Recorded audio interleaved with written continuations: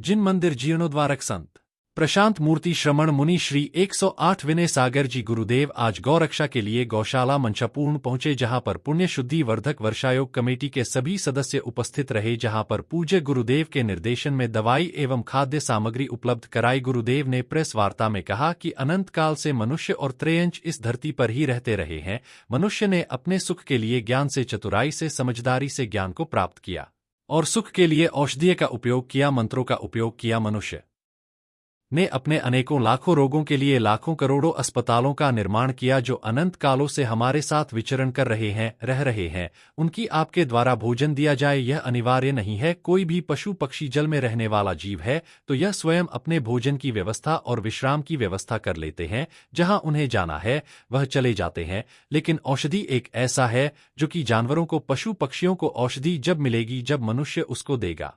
करोड़ों जन्मों से जानवरों को भोजन की आवश्यकता नहीं है कि मनुष्य क्यों की ओर से उसको भोजन प्राप्त हो, उसकी कोई कामना नहीं है, उसके लिए प्रकृति में है। वर्तमान समय में यह अनुभव में आया है कि हजारों लाखों जानवरों आज भी हाईवे पर कुछ ले जाते हैं, फाड़ दिए जाते हैं, क्योंकि आप लोगों ने अपना विकास किया, वहां निर्माण किया, ट्रक निर्माण किया, और आप इन वाहनों से यात्रा करते हो, वहां चलते हैं और उन्हें वाहनों की चपेट में आकर भूख पशु, आवारा पशु सड़क पर आ जाते हैं, जो अनंत कालों से पशु पक्षी आवारा रहते आए हैं। यह तुम्हारे जीवन में नहीं आए, तुम्ही ने इनके जीवन में अतिक्रमण किया। मध्य प्रदेश में 15 लाख गए हैं, उनमें से 5 लाख गाय गौशाला में है, लेकिन आज भी 10 लाख गाय आवारा है। हमें उनकी रक्षा करनी है और सुरक्षा करनी है। इस अवसर पर पुण्य शुद्धि वर्धक वर्षायोग कमेटी के संरक्षक नीतेश जैन, अध्यक्ष सपना जैन, उपाध्यक्ष सुनीता मोदी, कोषाध्यक्ष सुमन जैन, सह कोषाध्यक्ष अर्पित जैन आदि कमेटी सदस्य लोग मौजूद रहे।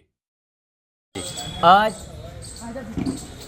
यहाँ पर पुण्य शुद्धि वर्धक वर्षायोग कमेटी और गणेश भारद्वाज की टीम विपिन भैया के साथ मंसापूर्ण गौशाला में गौरक्षा आंदोलन के उपलक्ष्य में उपस्थित हुई। यहाँ पर ये विचार विमर्श किया गया कि मध्य प्रदेश में करीब 15 लाख गाय हैं और उन 15 लाख गायों में से पूरे मध्य प्रदेश में 4 से 5 लाख गाय गौशालाओं में हैं। तो बहुत विचारणीय विषय है कि आज हमारी गाय जो आवारा गाय हैं वो 10 से 12 लाख गाय वो यहाँ वहाँ विचरण कर रही हैं। यद्यपि अनंत कालों से मनुष्य और पशु, मनुष्य और त्रियंश इस धरती पर रहते आए हैं और रह रहे हैं, वो अपना जीवन यापन कर रहे हैं। उन पशुओं को ये अनिवार्य नहीं है कि मनुष्य के द्वारा उन्हें भोजन प्राप्त हो, ये सब प्रकृति में है। वो आज नहीं, अनंत काल से भी उनने ये अभिलाषा नहीं की कि मनुष्य मुझे भोजन कराए।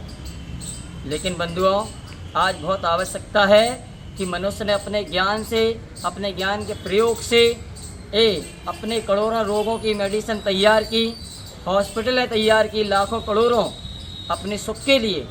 लेकिन आज जो पशु एक्सीडेंट में घायल पड़ा है, यहाँ वहाँ काटा जा रहा है, उसे मनुष्य के द्वारा ही औषधि प्राप्त हो सकती है।